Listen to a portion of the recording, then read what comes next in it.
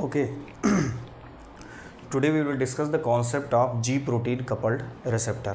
देखिए G protein coupled receptor एक cell membrane receptor का एग्जांपल है and apart from G protein coupled receptor आपके आयन चैनल और एंजाइम लिंक्ड काइनेजेस रिसेप्टर जो हैं वो भी सेल मेम्ब्रेन रिसेप्टर के एग्जांपल हैं।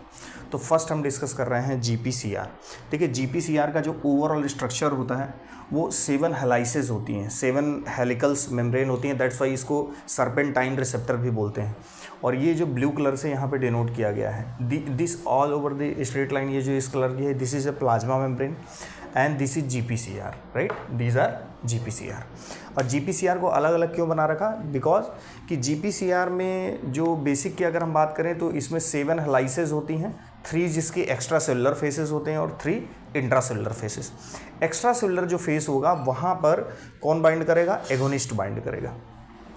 और एगोनिस्ट की जो बाइंडिंग साइट है GPCR पे वो एक्स्ट्रा सेलुलर फेस है, outside of the cell membrane. जो एक्स्ट्रा सेलुलर फेस है 7 हेलाइसेस का, जो कि हाइड्रोफोबिक अमाइनो एसिड की बनी है इनके आउटर सरफेस पे। एक्स्ट्रा सेलुलर फेस का जो टर्मिनल एंड है उस पे जो ग्रुप है दैट इज NH2 ग्रुप जुड़ा हुआ है। जबकि जो सर्पेंटाइन का इंट्रा सेलुलर फेस है उस पे आपका COOH ग्रुप जुड़ा हुआ है, ये COOH। तो ये आपका एक्स्ट्रा सेलुलर, ये इंट्रा सेलुलर। आपने NH2 COOH की बात कर ली, एगोनिस्ट कहाँ पे बात कर ली, इसके नाम क्या हो सकते हैं ये बात कर ली, राइट।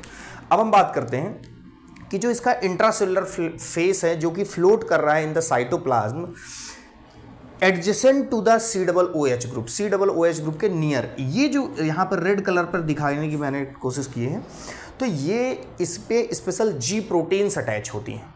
और G प्रोटीन अपने आप में 3 हेट्रोट्राइमेरिक स्ट्रक्चर होता है, 3 अलग अलग सब यूनिट से मिलकर बनती हैं। और वो 3 अलग अलग सब यूनिट होती हैं अल्फा, बीटा और गामा। और वो जो G प्रोटीन होती है इसका नेचर भी कई होता है। G प्रोटीन आपकी क्या हो सकती है? देखिए यहाँ पे लिखा है G प्रोटीन आपकी स्टिमुलेटरी भी हो सकती है, GS type of G protein भी हो सकती है, इनहिबिटरी भी हो सकती है, GI type of G protein भी हो सकती है, GO type of G protein भी हो सकती है और GQ type of G protein भी हो सकते हैं। इवन इनके अलावा भी कई टाइप्स की G प्रोटीन होती हैं। मैक्सिमम कवरेज आपका ड्रग्स का इन G प्रोटीन्स में हो जाएगा। That's why I selected these G proteins. अब ये G प्रोटीन्स फर्दर क्या कर रही हैं वो जब ये पढ़ेंगे तो आपको ये आसानी से क्लियर हो जाएगा। तो देखिए G प्रोटीन में पहले आपको ये समझना होगा कि पहले हम एक GS का एग्जाम्पल समझते हैं और GI का और GQ प्रोटीन का। तो ये GS का GPCR मैंने दिखा रखा है, ये आपका GI का GPCR है और ये GQ का GPCR है। मीन्स जो GPCR पे G प्रोटीन का नेचर है, डिपेंडिंग ऑन दैट नेचर हम समझेंगे कि किस तरीके से डिफरेंसेस होते हैं उसकी ट्रांसड्यूसर मैकेनिज्म में। लाइक ये इंटरनल जो एक्टिविटी चल रही दिस इज ट्रांसड्यूसर मैकेनिज्म। और अल्टीमेटली जो आता है लाइक कॉन्ट्रैक्टिलिटी, या आप बात करें इधर रिलैक्सेशन या कॉन्ट्रैक्शन, ये आपका ड्रग का इफेक्ट है। तो देखिए सबसे पहले अब चूंकि बीटा-1 रिसेप्टर यहाँ पे क्यों ले रखा है, क्योंकि देखिए अब आपको पता होना चाहिए कि G प्रोटीन में GS, ऐसा GPCR जिसमें GS प्रोटीन हो उस पर कौन सी ड्रग बाइंड करती है। तो हमको पता है कि जो बीटा-1 रिसेप्टर है वो इस चीज़ का एग्जाम्पल है जिसमें कि GPCR में GS प्रोटीन होती है। इसीलिए हमने बीटा-1 रिसेप्टर को यहाँ लिख के दिखाया है। तो बीटा-1 रिसेप्टर एक एग्जाम्पल है GPCR का जिसके अंदर कौन सी प्रोटीन है? GS। अब देखिए स्टार्ट करते हैं। ये सारी बेसिक चीज़ें हमने समझ ली।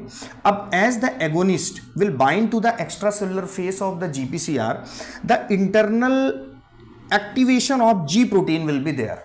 अब इंटरनल एक्टिवेशन होगा G प्रोटीन का।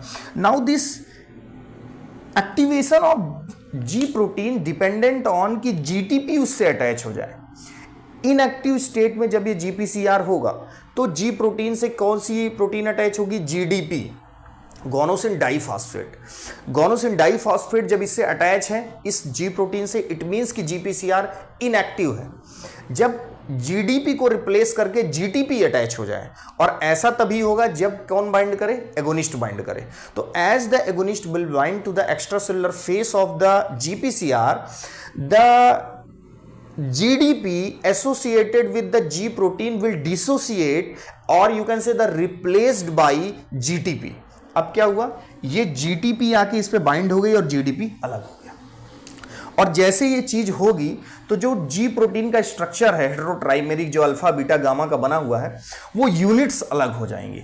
और देखिए यहां पे क्या दिखा रखा है, जैसे ये आपकी 3 यूनिट है, जीटीपी अटैच हुआ, जीडीपी अलग हो गया, अब बीटा गामा सब यूनिट अलग हो गई। जी प्रोटीन की, जी स्टिमुलेटरी प्रोटीन है, इसकी बीटा गामा सब यूनिट अलग हो गई, जबकि इसका जो अल्फा सब यूनिट था स्टिमुलेटरी प्रोटीन का वो अलग हो गया। तो अब जो दोनों का फंक्शन अलग अलग है कि ये क्या करने वाले हैं और ये क्या करने वाले हैं। मेनली हम फोकस अभी कर रहे हैं किस पे, अल्फा सब यूनिट, जो जीएस प्रोटीन की अल्फा सब यूनिट है वो क्या कर रही है। तो as the GTP will bind to the G protein, the dissociation of alpha subunit from the beta gamma subunit occurs and this G stimulatory alpha subunit of G protein stimulate, ये plus sign, this plus sign denotes the activation of adenyl cyclase in the presence of G stimulatory alpha सब unit. तो अब ये जी protein की alpha सब unit एडेनाइल साइक्लेज इस enzyme को activate करेगी जो कि प्लाज्मा मेम्ब्रेन में एनकॉर्डेड है। Activation of this adenyl cyclase resulting in the conversion of ATP into cyclic AMP. ATP से क्या बना, साइक्लिक एएमपी। अब this cyclic AMP has a lot of function, like this cyclic AMP further has ability to activates the protein kinase A. अब यहां पे कौन सा protein kinase है ये आपको ध्यान रखना है, because GS stimulatory ultimately protein kinase ए को एक्टिवेट करती है, जबकि जीक्यू सब यूनिट करती है प्रोटीन काइनेज सी को। तो वो हम वहां पे पढ़ लेंगे। So this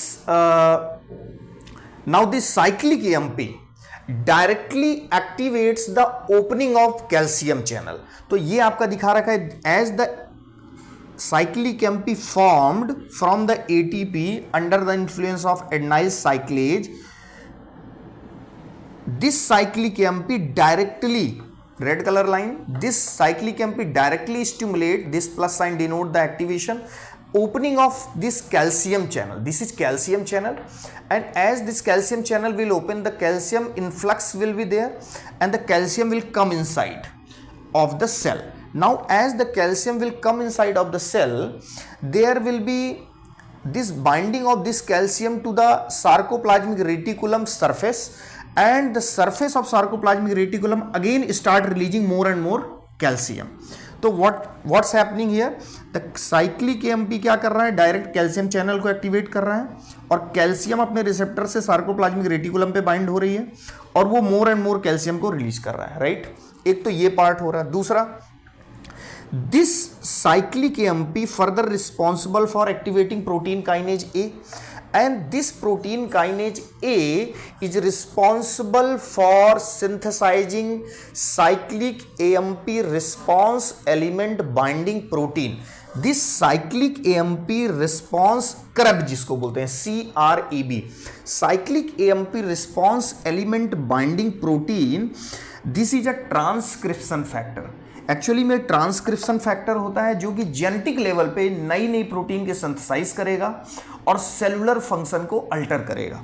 तो ये भी आपका साइक्लिक एएमपी स्क्रेब डिपेंडेंट भी आपके सेलुलर फंक्शन में चेंजेस होंगे, राइट। और डायरेक्टली प्रोटीन काइनेज ए, चूंकि काइनेज इसका नाम है तो मोर एंड मोर प्रोटीन को ये क्या करेगा, काइनेज मींस अगर कोई एंजाइम कहीं पे काइनेज है फार्माकोलॉजी में, इट मींस कि वो फास्फोराइल ग्रुप को ऐड करा रहा है, मींस फास्फोरिलेशन ऑफ प्रोटीन्स करा रहा है।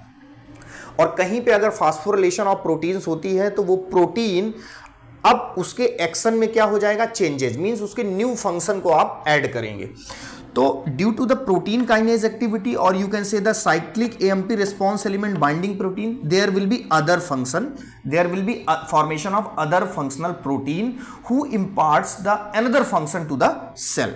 तो एक तो ये बात हो गई। एंड अब इधर अभी छोड़ दीजिए, अभी इधर आइए। This cyclic AMP is responsible for releasing calcium, this calcium will bind to the troponin because we are talking about the beta 1 receptor in the myocardial, there is a troponin protein that has ability for the contraction. So now this troponin is start activating under the influence of calcium, and this calcium along with troponin makes a excitation contraction coupling resulting in contractility, increased contractility। तो एक ये part हो गया, अब चूंकि contractility permanently नहीं, contractility relaxation किसके dependent है, बिकॉज प्रोटीन काइनेज एक तरफ तो साइक्लिक एमपी डायरेक्ट क्या कर रहा है, आपका कॉन्ट्रैक्टिलिटी को इंड्यूस कर रहा है, और एक तरफ फास्फोलैम्बिन क्या कर रहा है, phospholamban is another protein that is responsible for faster sequestration of calcium in sarcoplasmic reticulum and it is responsible for faster relaxation. Phospholamban जब फॉर्म होगा under the influence of protein kinase A, this red colour line denotes the formation of phospholamban under the influence of protein kinase A, resulting in faster sequestration of calcium and resulting in faster relaxation. And in one way there is a formation of cyclic you can say the protein kinase cyclic AMP responsible for formation of troponin, and troponin responsible for increasing contractility. So ultimately overall जो चल रहा है यहाँ पे आप देख पा रहे हैं कि जी प्रोटीन में अगर जीएस टाइप की, जीपीसीआर में GS type of G protein है तो वो कर क्या रही है, वो बेसिकली जैसे एगोनिस्ट बाइंड हो रहा है उसकी तीनों सब यूनिट डिसोसिएट हो रही हैं, प्लस जीएस अल्फा जो सब यूनिट है वो एडेनालाइल साइक्लेज पाथवे को एक्टिवेट कर रही है, और adenylyl cyclase pathway start forming the cyclic AMP from the ATP and under the influence of protein kinase A further function हो रहे हैं, कॉन्ट्रैक्टिलिटी को इंड्यूस कर रहा है, राइट। तो एक तो ये बात हो गई आपकी GS protein associated with the GPCR की, राइट। अब हम बात कर लेते हैं कि अगर मान लीजिए जीआई प्रोटीन होता तो जीआई प्रोटीन में बहुत ही सिंपल है। जीआई का एग्जांपल है आपका muscarinic 2 type of receptor. Muscarinic receptor के कई एग्जांपल होते हैं, M1 M2 M3। जो M2 रिसेप्टर सब टाइप है that is example of GI type of GPCR, इसीलिए हमने M2 रिसेप्टर लिखा है। अब बेसिकली देखिए क्या हो रहा है यहाँ पे, ये जो सेम चीज यहाँ पे अल्फा बीटा गामा सब यूनिट होंगी, बस जो प्रोटीन है वो जीआई है, यहाँ पे क्या थी, जीएस थी। सेम आपका एगोनिस्ट बाइंड होगा, डिसोसिएशन होगा, बीटा गामा अलग जाएगी, जीआई अलग जाएगी। अब जो जीआई अलग गई, यहाँ पे जो जीएस गई थी वो जीएस किसको एक्टिवेट कर रही थी, एडेनाइल साइक्लेज को। अब यहाँ पे जो जीआई है दैट इनहिबिट्स द एडेनालाइल साइक्लेज, ये एडेनालाइल साइक्लेज को ये देखिए नेगेटिव साइन, ये क्या कर रही है, इनहिबिट कर रही है। मींस जब ये इनहिबिशन होगा तो क्या नहीं होगा, फर्दर ये प्रोसेस पूरी प्रोटीन काइनेज ए का फॉर्मेशन नहीं होगा, साइक्लिक एमपी डिक्रीज होगा, प्रोटीन काइनेज ए डिक्रीज होगा, और इधर क्या होगा, कॉन्ट्रैक्टिलिटी रिड्यूस होगी। तो ये बहुत ही सिंपल है। अब जो बीटा गामा सब यूनिट अलग हुई, चाहे यहाँ की बात कर लो बीटा गामा की या यहाँ की बात कर लो, जो बीटा गामा सब यूनिट हुई स्पेशली इन द जीआई, अभी हम जीआई की केवल बात करेंगे। जीआई में बीटा गामा सब यूनिट फर्दर पोटेशियम चैनल के ओपनिंग को प्रमोट करती है। क्या प्रमोट करती है, पोटेशियम चैनल के ओपनिंग को। तो ये जो बीटा गामा सब यूनिट है, ये प्लस का साइन दिखा रखा है, ये पोटेशियम चैनल है, और पोटेशियम चैनल जब ओपन होगा तो आपको पता है कि इंट्रासेलुलर पोटेशियम का लेवल ज़्यादा होता है, तो आउट फ्लक्स होगा, तो पोटेशियम बाहर की तरफ जा रहा है under the influence of beta gamma subunit of GI type of protein in the GPCR. ये क्लियर हो गया। अब हम बात करते हैं जीक्यू टाइप ऑफ जीपीसीआर में। तो ये बेसिकली यहाँ पे मैंने सर्पेंटाइन स्ट्रक्चर नहीं दिखा के रखा है, बहुत ही सिंपल है, इसको स्पेस की वजह से नहीं दिखा के रखा है मैंने, अदरवाइज आप इसको जीपीसीआर दिखाएंगे और बस यहाँ क्या करेंगे, आपकी तीनों सब यूनिट होंगी यहाँ पे GQ alpha beta and gamma, और अलग होंगी बीटा गामा अलग, और जीक्यू जो अल्फा होगी। अब काम यहाँ से स्टार्ट होगा कि जो जीक्यू अल्फा होगी, अब यहाँ एडेनाइल साइक्लेज का कोई काम नहीं है जीक्यू में। GQ अल्फा सब यूनिट जो होगी that start activating the phospholipase C beta present on the cellular membrane, and this phospholipase C beta present start activating under the influence of GQ alpha, start forming IP3 and diacyl glycerol, this DAG from PIP2 phosphatidyl inositol 4,5 bisphosphate। means हो क्या रहा है, as the agonist will bind to the GQ type of GPCR, there will be dissociation of GQ alpha from beta gamma subunit. Now this GQ alpha start activating phospholipase C beta, and phospholipase C beta start forming IP3 and diacyl glycerol from the PIP2 present on the cellular membrane. because of the hydrophobic nature of the diacylglycerol, it remains in the plasma membrane, and due to the solubility in water, this IP3, because this is water soluble, this come in the cytosol and start binding with their respective receptor present on the endoplasmic reticulum. Endoplasmic reticulum पे कौन से receptor होंगे? राइनोडिन receptor, RYR. These ryanodine receptor allow the binding of IP3 to their surface in the endoplasmic reticulum, and endoplasmic reticulum again start releasing more and more what? Calcium. Now this calcium here will binds with the colmogylin complex. This colmogylin is a protein. This colmogylin combines with calcium and form the calcium colmogylin complex.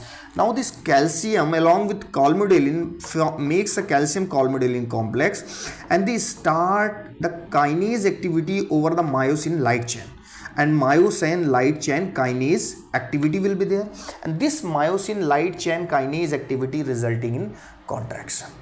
तो ये ultimately क्या हो रहा है? इधर से contraction. अब जो डाइएसाइलग्लिसरॉल बचा था, डाइएसाइलग्लिसरॉल जैसा कि यहां हमने पढ़ा, यहां कौन सा साइक्लिक एमपी बना रहा था? प्रोटीन काइनेज है. यहां diacylglycerol further start activating the protein kinase C associated with the cellular membrane. Now this protein kinase C further responsible for phosphorylation of various protein and alter the cellular function. तो ये आपका GS, GI और GQ का आपका क्या है? GPCR का detailing है. अब देखिए जो इंपॉर्टेंट पॉइंट्स मैं हाईलाइट करता हूँ. GS में सबके आप कौन सा चैनल ओपनिंग प्रमोट हो रहा है? Calcium channel. GI में कौन सा हो रहा है यहाँ पे? Basically potassium channel. और जबकि GQ में GQ में आपका जो GQ अल्फा सब यूनिट है वो डायरेक्ट भी कैल्शियम चैनल की ओपनिंग को क्या करती है? प्रमोट करती है. तो यहां पे भी कैल्शियम चैनल हो रहा है और यहां पे भी कैल्शियम चैनल हो रहा है, जबकि GI में पोटेशियम चैनल ओपन हो रहा है. एक तो ये डिफरेंस हो गया. बीटा गामा सब यूनिट GS टाइप में स्टिमुलेट करती हैं क्या? डिसेंसिटाइजेशन को प्रमोट करते हैं, डिसेंसिटाइजेशन के लिए रिस्पॉन्सिबल होती हैं. ये फैक्ट है, आपको लर्न करने हैं. और देखिए एक फैक्ट ये है कि जब GTP इससे बाइंड हुई तो क्या GTP हमेशा बाइंड होगी? नहीं, ऐसा नहीं होगा, क्योंकि GTP जब तक GS अल्फा प्रोटीन से बाइंड है या GTP की अवेलेबिलिटी ज़्यादा है तब तक ये इंटरनल ट्रांसड्यूसर एक्टिविटी चलती रहेगी. तो ऐसा तो है नहीं कि परमानेंटली चलती रहेगी. तो GTP की हाइड्रोलाइसिस पे डिपेंड करेगा, क्योंकि अगर GTP हाइड्रोलाइज हो गई तो वो एक्टिविटी रुक जाएगी. तो GTP की हाइड्रोलाइसिस के लिए जो बेसिकली प्रोटीन रिस्पॉन्सिबल होती है that is regulator of G protein signalling, RGS. तो ये क्या करती है? GTP की हाइड्रोलाइसिस को कंट्रोल करती है. तो this RGS protein regulates the transducer mechanism duration. तो एक तो ये बात हो गई.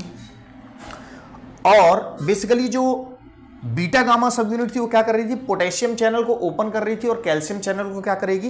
क्लोज करेगी. राइट. अब देखिए, अब आपका ये वाला पॉइंट कवर हो जाएगा. जैसे GS में हमने क्या देखा कि एडेनाइल साइक्लेज का एक्टिवेशन होता है और कैल्शियम चैनल ओपन होते हैं. GI में हमने देखा कि पोटेशियम एडेनाइल साइक्लेज डिक्रीज होता है और कैल्शियम चैनल क्या होते हैं? क्लोज होते हैं. कैल्शियम चैनल क्या होते हैं? ओपन होते हैं. GI में कैल्शियम चैनल ओपन हो रहे थे. पोटेशियम चैनल GI में पोटेशियम चैनल ओपन होते हैं, जबकि एडेनाइल साइक्लेज में कैल्शियम चैनल, GS प्रोटीन में कैल्शियम चैनल ओपन होते हैं. GO type of G protein हमने यहां नहीं पढ़ा, लेकिन GO में आपको इतना याद रखना है कि जब कभी GO प्रोटीन होगी तो वहां पे कैल्शियम चैनल का इनहिबिशन होगा. राइट. अब GQ में आपको पता है फास्फोलाइपेज C के थ्रू IP3 डाइएसाइलग्लिसरॉल और कैल्शियम चैनल क्या हो रहे हैं? ओपन हो रहे हैं. तो this is all about the GPCR activity. तो आपका कोई पॉइंट यहां पे रिमेनिंग अभी फिलहाल नहीं दिख रहा है मुझे. So this is all about the concept of GPCR receptor. आप इसको कई बार प्रैक्टिस करें तो आपको पूरा पाथवे जो है क्लियर हो जाएगा. और ये बहुत इंपॉर्टेंट है बेसिक कॉन्सेप्ट को फ्रेम करने में कि बच्चे को एक क्लियर कट पता होना चाहिए कि GS स्टिमुलेटरी प्रोटीन किस ट्रांसड्यूसर पाथवे, मतलब ओवरऑल अगर हम देखें तो GPCR 3 पाथवे के थ्रू वर्क कर रही है. एक तो एडेनाइल साइक्लेज साइक्लिक एमपी वाला पाथवे हो गया, और एक दूसरा हो गया IP3 डाइएसाइलग्लिसरॉल पाथवे फास्फोलाइपेज C वाला, और तीसरा हो गया क्या? Ion channel. इसमें आयन चैनल अलग है, इसमें आयन चैनल अलग है, और ये भी आयन चैनल के थ्रू एक्ट कर रहा है. तो आयन चैनल 3 पाथवे हो गए. तो इस तरीके से आप इसको पढ़ सकते हैं. So thank you very much.